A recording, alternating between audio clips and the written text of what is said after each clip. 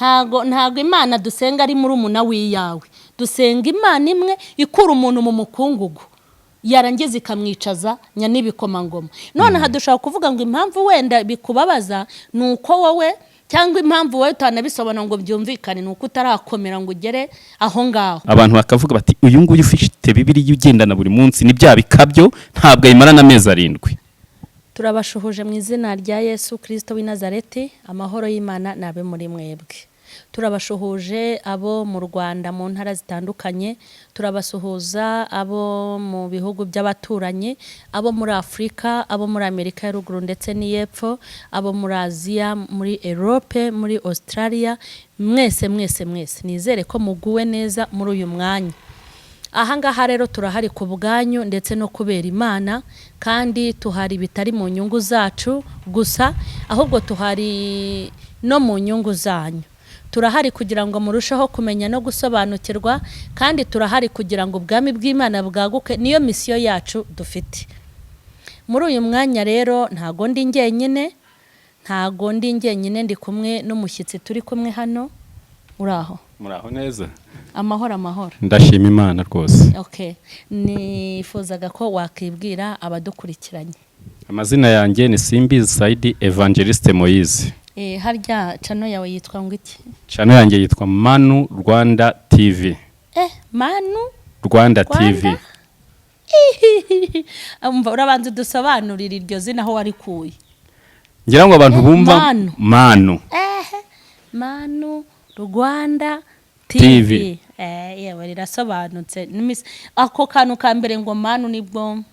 Ariko dusobanurireho gato. Ujya kwita iryo zina byari bigenze gute? Manu rero njya kurizana icyambere cyo nsoma Bibiliya. Yego. Noneho hari ibyo kurya byahawe Abayisiraheli ubwo bari mu butayu. Ubwo bambazaga Imana ikagira icyese reka mbagirire neza mbaha ibyo kurya. Yego. Nukuvuga ngo rero ibyanturukagamo bigaturuka no mu bandi bakozi b'Imana. Ibyo nibyo nise Manu kuko nabigaburiraga abantu kuko ni ifunguro. Urumva ni ifunguro ryabwo riturutse ku Mana. Nanjye rero hari ifunguro rinzamo mwuka wirukanzaho naza n'ijambo nkaribwira abakunzi ba Manu Rwanda TV ndetse n'abakunzi b'ijambo ry'Imana. Naho ryaturutse. Cyane. Yego. Nanjye nitwa Mukeshimana Emerita. Cyane rwose. Naho usengera? Aho nsengera ni Shirope ya Mountain Church kwa Bishop Oliver Esther Murekatete. Okay. Yego, Imana rero niguha umugisha. Uyu munsi ntago nje nk'umunyamakuru, ahubwo nje nk'umusangiza w'amagambo kugira ngo tuze kuganira. Ubushize nigeze nkumva urimo kuganira, umva ufite icyifuzo, urimo uravuga ngo mbese ni iki gituma umuntu ashobora kugumana icyubahiro imbere y'Imana ndetse n'imbere y'abantu. Ko nigeze kumva ubinganiriza cyane, wowe buracya gitekerezo wakigize gute? Ukuntu umuntu ashobora gukomeza guca bugufi kandi akomeye. Byagutushije gute ku buryo wumva ukomeza kumva bikubyiga muri wowe? Urumva ikintu cyatumye mbitekereza, hari abakozi b'Imana duhura benshi pe. Ugasanga bamwe uyishyira hejuru cyane. Hahandi nkorera. Kandi nawe ntiworoshye. Ugasanga abandi nabo ni abantu bicisha bugufi cyane. Ku buryo wamusoza utiyesa ashimwe, ugasanga mbese yarakwereka umutima mwiza, mbese ukumva nawe uranezerewe. Urumva yuko ari kubanza hari abantu bagusuzuguye. Birashoboka ko abantu bagusuzuguye ukavuga uti se nk'umukozi w'Imana nkuriya koko wenda hari n'abandi bakubashye. Birumvikana. Icyifuzo rero mwene data yagize uyu munsi turi busangire ni gute umukozi w'Imana agomba gukomeza guca bugufi. Imana yakugaburira inyama wararyaga intoryi ugakomeza kuyubaha. Imana yakuvana ku igare ikakujyana mu modoka nziza ugakomeza kuyubaha. Gukomeza guca bugufi mu rwego rwose waburimo. Ugakomeza guca bugufi imbere y'abantu. Ugakomeza guca bugufi imbere y'Imana. Niyo mpamvu uyu mwanya twafashe uyu mwanya turi kuvuga ngo ni iki cyatuma umukozi w'Imana agumana icyubahiro mu maso y'Imana no mu maso y'abantu. Byagenda gute? hanyuma ndashaka kukubaza, ndabizi ko ujya ukubitana na benshi muri ka kazi ukora ntavuze ahantu njya gusanga cyane rwose. hanyuma iyo witegereje nk'abakozi b'Imana abo ngabo muhura kandi wenda ejo bundi urababonaga badihira iwanyu, sibyo? Badihira iwanyu, inkweto zarabahengamiyeho, bazi iwanyu nko kubwiza cyangwa kuririmba, ejo bundi ukabasanga ahantu nka hariya ntanakwibuke ko mwicaranaga mu rusengero akaba yanagukandagira. ubu ubona baba bashobora kwitwara gute? umva barikakaza ukagira se ukibaza uti aba bantu bashobora kuba basoma Bibiliya. Si yo rero Imana avuga ko akundi ngo yakuzamuyeho gato niba ngo ukagira amavuta. Uko ngo ni wa wundi niyo wenda warabwiye umukobwa uti ugiye gushaka kubw'amahirwe muri yo bw'umukobwa w'imyaka 20 n'ubundi abazashaka. Imana rero igahita imukorera icyo gitangaza. Ugira ngo yongera kukuvugisha ashwi kuko bayabonye shere. Mbese ukibaza impamvu n'ukubera iki nyine wumva wowe babigenza gute abo bakozi b'Imana? Kuko Bibiliya irabitubwira. Iyo dusomye mu Migani 22:4 ngo wicisha bugufi ingororano ye ni icyubahiro n'ubukire n'ubugingo. Ni ukuvuga ngo iyo wicishije bugufi ingororano yawe urayibona. Ariko nanone cyane cyane iyo tugarutse ku bakozi b'Imana tukagaruka ku bantu bafite amatitire, hari icyo Imana iba yarabavuzeho. Iyo turebye muri Maraki avuga kuri bene Aroni, Maraki 2:5 ngo isezerano nasezeranye nawe ryari ubugingo n'amahoro. Reka tubasome hano Bibiliya kuko turayifite, ejo abantu batazajya bavuga bati wenda uriya mukozi w'Imana ibyo yatuzaniye yabikuye he hatasomye Bibiliya. Malaki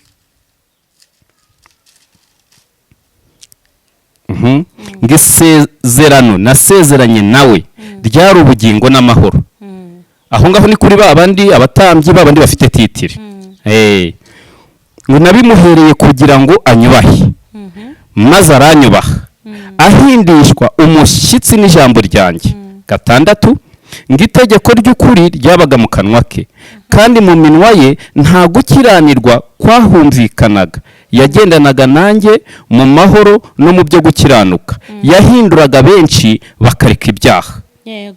Twagera kuri 7 ngo kuko akanwa k'umutambyi gakwiriye guhamya iby'ubwenge kandi abantu bakwiriye kuba ari we bashakiraho amategeko kuko ari we ntumwa y'Uwiteka Nyiringabo. Ni ukuvuga ngo niba Imana yaguhaye titire hari abantu bakureberaho. Mama Sharine hari abantu bakureberaho nk'uko nanjye nakubonye nkumva nshaka gukorera Imana nk'uko nawe uyikorera. Ndebye ukuntu wicisha bugufi n'abandi bakozi b'Imana nagiye ndeberaho. Ni ukuvuga ngo rero rimwe na rimwe wa muntu utarazamuka iyo abonye wa mukozi w'Imana ari kwikakaza biramugusha kandi wa wundi abo wakogombye kumuhindura akareka ibyaha.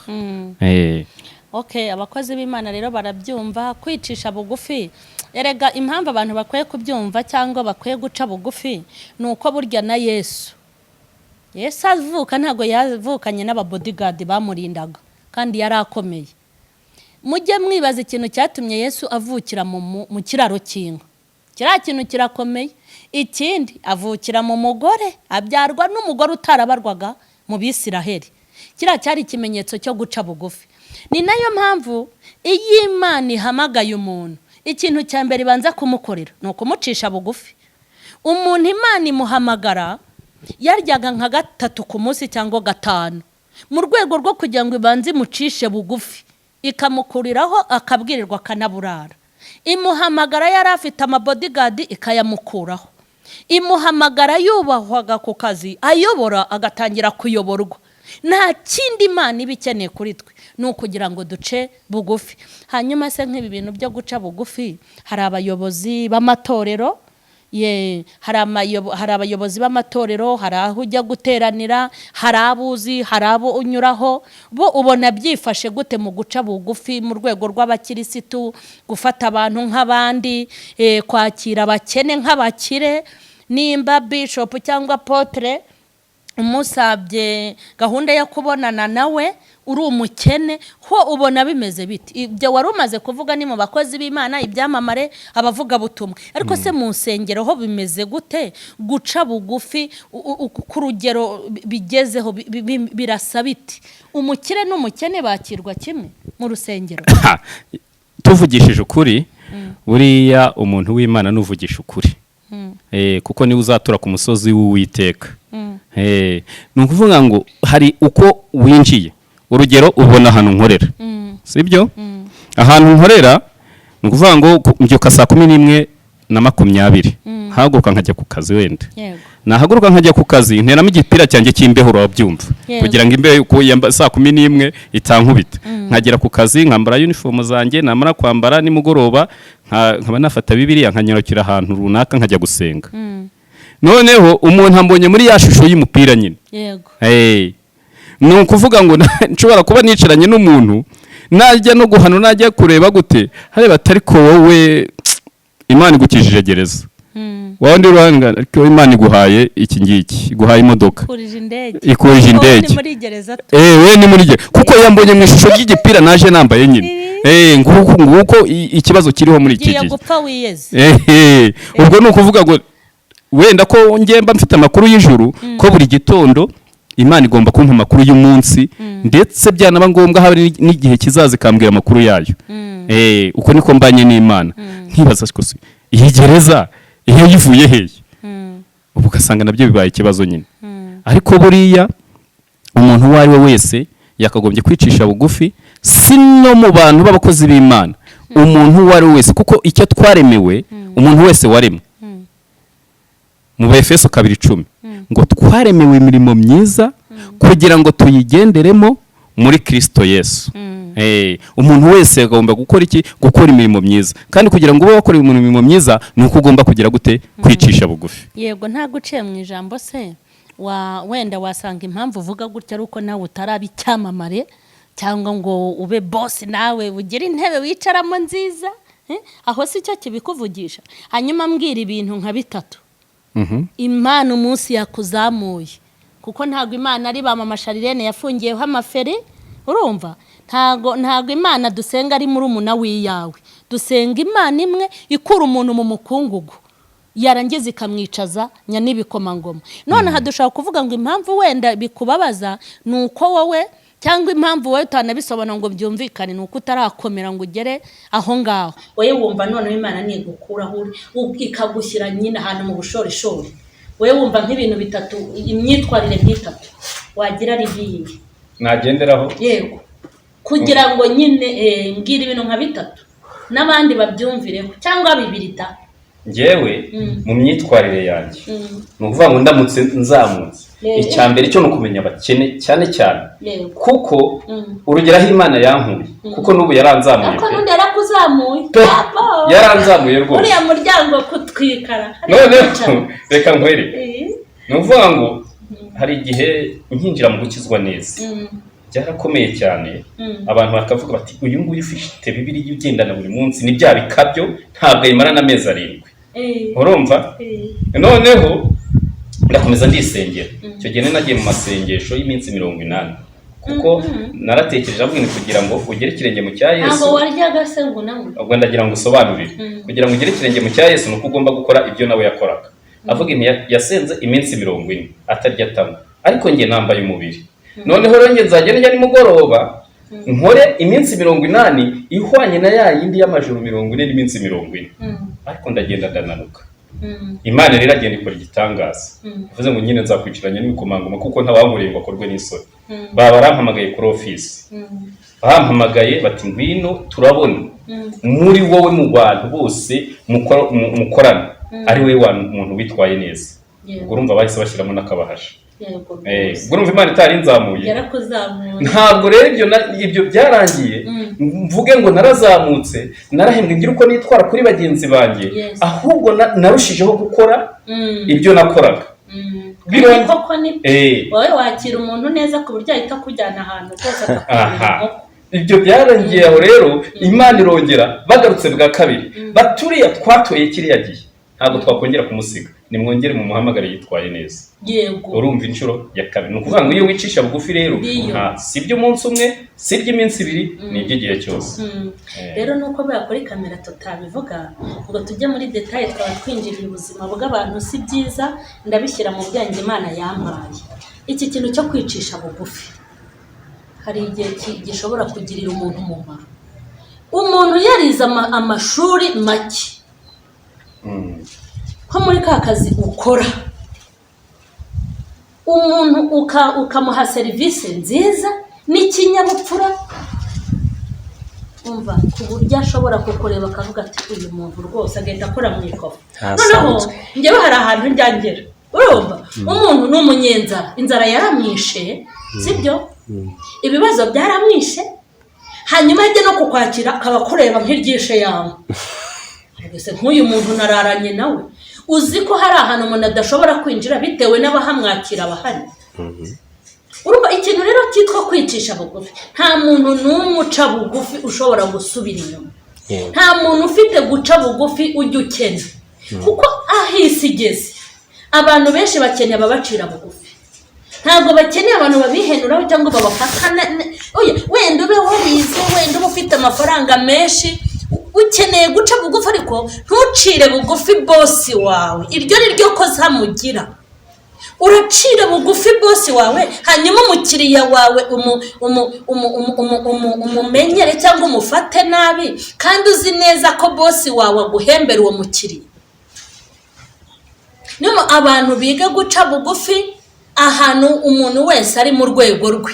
Yige guca bugufi, ubane n'aboroheje, ubane n'abakomeye. Umuntu ntumuhore ko ari umukire wowe uri umukene, ntumuhore ko ari umukene wowe uri umukire.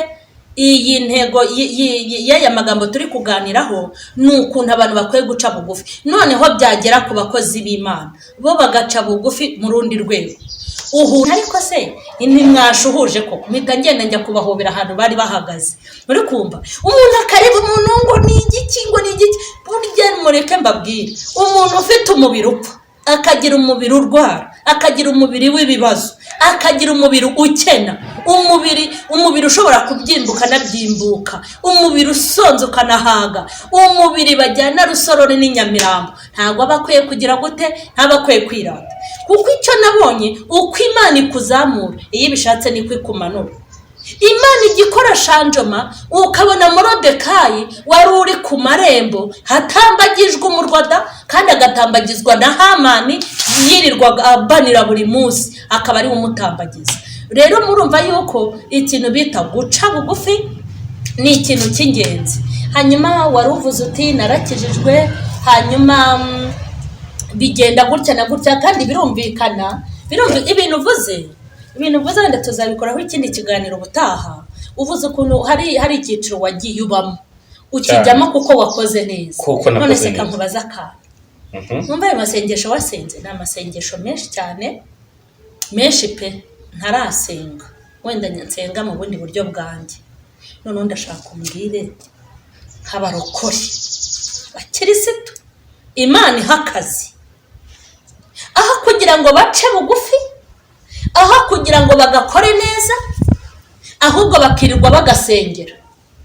Amasengesho menshi no kwitwara neza mu kazi, igifite umumaro kurusha ikindi ni iki? Unabibatubwirire kuko baratujujubije. Umurokore Imana iramuha akazi, aho kugira ngo akarindishe kugakora neza, akakarindisha amasengesho mu butayu. Bundi umuntu yageze ku kazi aragasengera ko byonyine, cyangwa agakora neza ubundi akagasengera. Buriya rero ni uko abantu batajya wenda basoma Bibiliya cyane ngo rimwe na rimwe banayisobanukirwe. Kuko usomye Bibiliya ntiwagera ku kazi ngo witware gutyo, kuko niho biringira ngo ubwoko bwanjye burimbuwe buzize kutagira ubwenge. Ngo ubwo uretse ubwenge nzakureka ntuzambere umutambyi. Ubwo wibagiwe amategeko y'Imana yawe, nanjye nzibagirwa abana bawe. Niba Imana yaguhaye akazi, ni ukuvuga ngo ni wowe ndorerwamo.